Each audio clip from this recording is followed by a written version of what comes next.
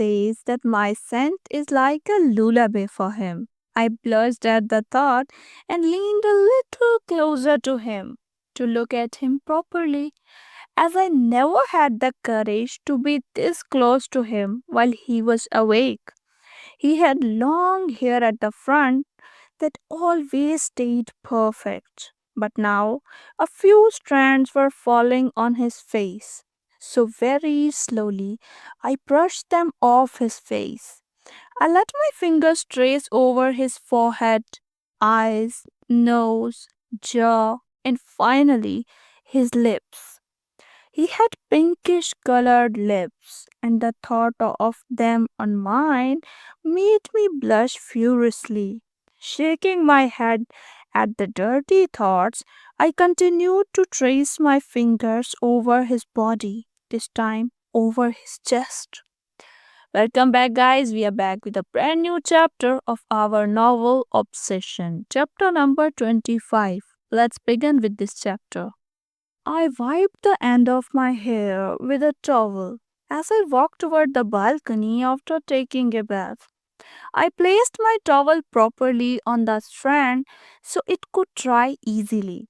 I turned around to go back inside the room when my eyes fell in the garden.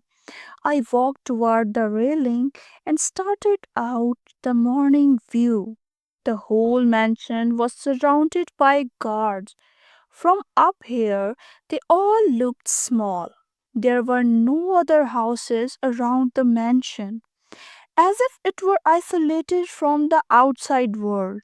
Shrugging off the negative thoughts, I enjoyed the peaceful morning. It was still early, and Luke was not going to wake up anytime soon. A smile stretched across my lips as I thought about him. It had been 2 weeks since that incident, and now we were getting to know each other better. And I was starting to feel more comfortable with him. I couldn't stop blushing at the thought of the nickname I had given him. I never imagined I would experience so much happiness. But with him, I was now comfortable sleeping in his arms, though I tried not to, as he was still not fully recovered. But he said that being close to me was the only way for him to heal properly, and I couldn't even look him in the eyes after that due to shyness. During the day, I spent most of my time conversing with Ariana auntie, and if Lena was free, I would spend time with her while Luke busied himself in his study. When both Auntie and Lena weren't at home, I would try making new dishes with the help of the chef.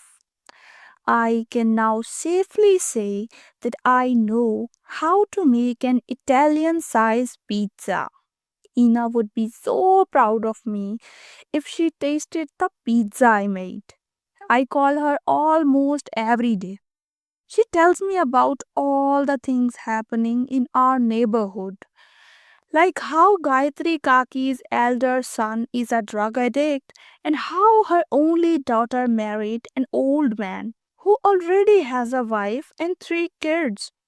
She never lets me in a hurry miss my hometown. I've called my family 3 times. They're always in a hurry. Most of the time, it's just Papa who answers my call. I feel sad about their behavior, but when Aunt Ariana and Uncle Daniel talk with me about their dates and how their day went, I feel happy. I can tell just by looking at them that they love each other more than anything. Uncle Daniel would always pull out a chair for Aunt Ariana at the dining table and kiss her forehead while wishing her good morning. I enjoy watching Aunt Ariana blush like a cherry at his public displays of affection.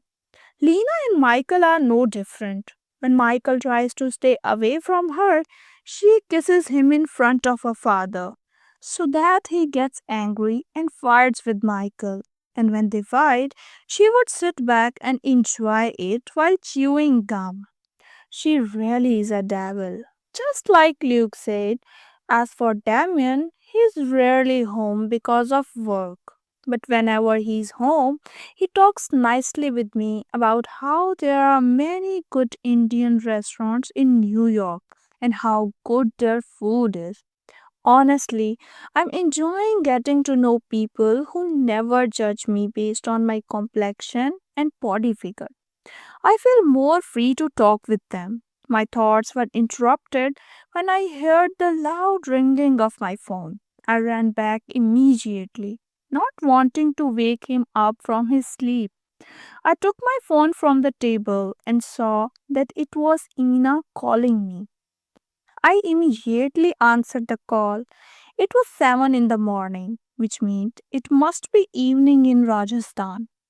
Hello, I whispered as I took a seat at the end of the couch, not wanting to disturb my sleeping husband. Hey, she whispered back, making me chuckle lightly. Why are you speaking so softly? She asked, this time normally. Because he's sleeping, I said, looking at Luke, who was holding onto the dupatta of the anarkali I wore last night as he slept. Who? Ina confused voice asked. Him, Lucas. I said, blushing as I heard her hooting in the background. She hasn't stopped teasing me since I told her about our hug. Oh, so Jiju is still asleep. The poor guy must be tired from last night, she said, making me confused. What do you mean, Ina? I asked, confused, and heard her chuckle. Oh, I mean, he must be tired after doing, husband wife stuff, she said in a teasing tone, and I gasped, understanding her double meaning. There is nothing like that. Shame on you, Ina. How can you talk like that with me? I asked, hearing her click her tongue. Well, who else should I talk dirty with if not you? I don't even have a boyfriend, she said sadly, though I knew she was just acting. So, what if you don't have a boyfriend? You have a husband. Talk dirty with him, I said, and she fell silent. Okay, leave all that. Tell me, how was your first kiss? She asked, and I blushed. Did you call just to ask that? I asked. Yes, I want to know. Now tell me, how was it? She asked excitedly. We haven't done that yet, I said softly, blushing at the thought of him being so close to me. Oh my god, what do you mean you haven't done that yet? You have a handsome husband like Tristan can, and you two haven't kissed yet? She exclaimed in surprise, and I hissed at her bluntness. Speak softly, Ina. Your family will hear you, I said, scolding her. Forgot my family. Even the neighbors wouldn't be interested in your dry love story, she said, and I pouted at her tone. Do you mean to tell me that you two have been married for almost 2 months, have been sleeping together for 2 weeks, and still haven't kissed? Who would be interested in hearing that story? She exclaimed, as if my not being kissed by my husband was the biggest crisis that had happened to the world. So, what can I do? He should be the one to initiate, right? I said, frustrated with her dramatic self. What do you mean he isn't initiating? You can do it too, she said, and I blushed at the thought. How? How do I do it? I asked, stuttering. Stop saying how like a goat. This isn't the old times. Now, women can take the lead too. So you go ahead and initiate, she said in an encouraging tone, and I nodded my head. But what should I do? I asked, hearing her take a deep breath. Don't do anything. Just go to him and tell him you want a kiss. He'll give it to you, she said. Okay, I said, and heard her sigh before she abruptly ended the call. What's wrong with her? I looked at myself in the mirror and smiled when I was satisfied with my reflection. I was wearing a pastel yellow color sari today with matching accessories. Back in Rajasthan, I never bothered getting ready, but since Lucas told me how much he loves it when I wear accessories and all, I started taking extra time to get ready. I left my hair open just the way he likes. In addition to my usual look, I applied kajal today. The bed dipped slightly as I took a seat beside Luke. He was sleeping peacefully, clutching my dupatta to his chest. It had become his habit. After I woke up early, he would continue sleeping, holding onto my dupatta. He says that my scent is like a lullaby for him. I blushed at the thought and leaned a little closer to him to look at him properly, as I never had the courage to be this close to him while he was awake. He had long hair at the front that always stayed perfect, but now a few strands were falling on his face. So very slowly I brushed them off his face. I let my fingers trace over his forehead, eyes, nose, jaw, and finally his lips. He had pinkish colored lips, and the thought of them on mine made me blush furiously. Shaking my head at the dirty thoughts, I continued to trace my finger over his body, this time over his chest. He continued to trace my fingers over his body, this time over his chest. He slept with his upper body bare. Not that I was complaining, as I got to see his broad chest every day. Now I'm thinking like a pervert. But no worries, he's my husband after all. I thought and giggled to myself. His chest was broad, and unlike his back, his chest wasn't covered with tattoos. He only had one tattoo, which was of a dragon starting from his right chest and extending toward his right shoulder. I found it super attractive. My hair fell over his chest as I leaned closer toward him. A drop of water from my hair fell on his chest, and he instantly opened his eyes. There was no sleep in them, but he looked alert. His eyes softened immediately when they met mine, and his blue eyes filled with love for me. Good morning, I said, giving him a small smile, which he returned as he circled his arm around my waist and pulled me closer to him.